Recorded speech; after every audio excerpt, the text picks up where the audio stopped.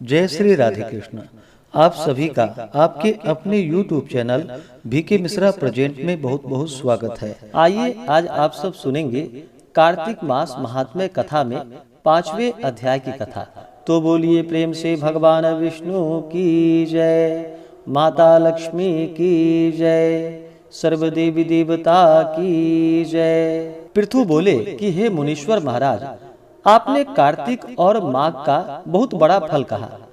अब उन दोनों के स्नान विधि और नियमों को हमसे भली भांति कहिए। आप उद्यापन विधि को भी कहने योग्य हैं।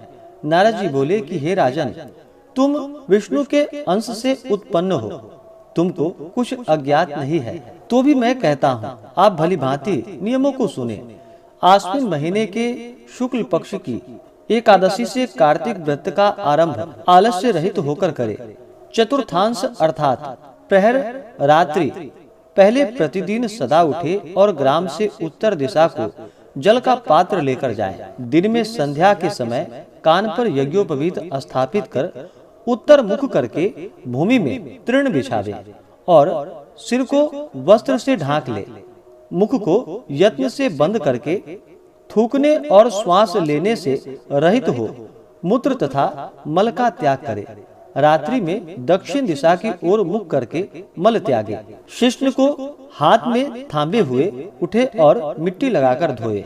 जब तक बास और लेप दूर न हो तब तक शौच को आलस्य रहित होकर करे। लिंग को 1 बार और 3 बार गुदा में, फिर दोनों में 4 बार, 5 बार गुदा और 10 बार एक एक हाथ में, फिर दोनों मिला 7 बार मृत्तिका लगावे। यह गृहस्थों का शौच है। इससे दुना ब्रह्मचारी को कहा है, वानप्रस्थ को तिगुना और सन्यासियों को चौगुना शौच कहा है। जो शौच दिन में कहा है उसका आधा रात्रि में और उसका आधा रोगी को कहा है तथा रोगी का आधा मार्ग में कहा है। शौच कर्म से रहित मनुष्य की सब क्रिया निष्फल हो जाती है। मुख शुद्धि से रहित मनुष्यों को मंत्र फलदायक नहीं होते। अतएव दांतों और जीभ की शुद्धि भी यत्न से करे। दंत धावन के निमित्त वृक्ष की इस प्रकार प्रार्थना करे, आयु, बल, यश, तेज, संतति, द्रव्य, वेद पठन एवं बुद्धि, हे वनस्पति तू हमको प्रदान करो। इन मंत्रों को पढ़कर 12 अंगुली लंबी गुलर आदि किसी दूध के वृक्ष की दांतों लेकर दांत शुद्ध करे, किंतु क्षयाह तथा व्रत के दिन दांतों न करे। प्रतिपदा, अमावस्या, नवमी, छठ, रविवार तथा चंद्र और सूर्य के ग्रहण में भी दंत धावन न करे। कांटों का वृक्ष कपास, संभालू, पीपल, रबर, अरंड तथा दुर्गंध युक्त वृक्ष दंत धावन में वर्जित हैं, अर्थात इनकी दातौन ना करे। तदंतर प्रसन्न मन से पुष्प, गंध और तांबूल लेकर भक्ति युक्त हो विष्णु भगवान अथवा शिव के मंदिर में जाए। वहां देवता को पाद्य, अर्घ्य आदि उपचारों से पूजन, स्तुति तथा नमस्कार करके गीत आदि मंगल गान करे। ताल, वेणु, मृदंग आदि की ध्वनि से युक्त नाचने वालों समेत गवैयों का फूल, चंदन आदि से सत्कार करे। देवालय में गान में तत्पर होने के कारण वे लोग विष्णु के स्वरूप होते हैं। सतयुग आदि में तप, यज्ञ, दान भगवान को प्रसन्न करते हैं। कलयुग में नहीं, क्योंकि कलयुग में केवल गान ही प्रशंसा है। हे राजन, मैंने भगवान से पूछा कि देवेश आप कहाँ निवास करते हैं? तब उन्होंने उत्तर दिया कि हे नारद, न मैं वैकुंठ में बसता हूँ और न योगियों के मन में। मेरे भक्त जहाँ गान करते हैं वहाँ ही मैं स्थिर रहता हूँ।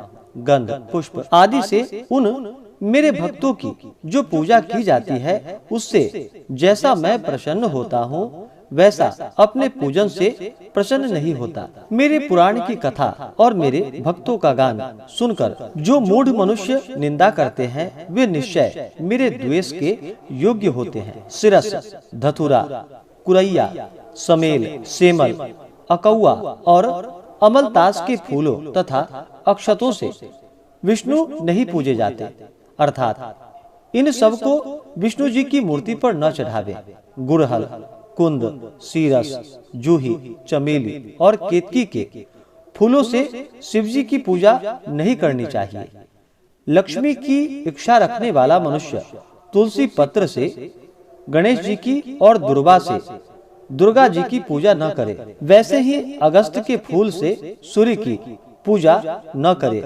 पूजा में जिन देवताओं के लिए जो पुष्प विहित हैं, उनसे ही पूजा विधि संपन्न करके देव देव भगवान से क्षमा करता हुआ यह कहे कि हे सुरेश्वर अर्थात देवताओं के स्वामी, जो मैंने मंत्रहीन, क्रियाहीन और भक्तिहीन पूजन किया है, हे देव वह पूर्ण हो। तदंतर प्रदक्षिणा करके दंडवत प्रणाम करे और भगवान से अपराध क्षमापन करके दान आदि समाप्त करे। जो मनुष्य कार्तिक की रात्रि में विष्णु तथा शिव का भली भांति पूजन करेंगे, वे मनुष्य अपने पुरुषों समेत पाप रहित हो वैकुंठ भवन को जाएंगे। इस प्रकार से कार्तिक मास महात्म्य कथा में 5वें अध्याय की कथा पूर्ण हुई।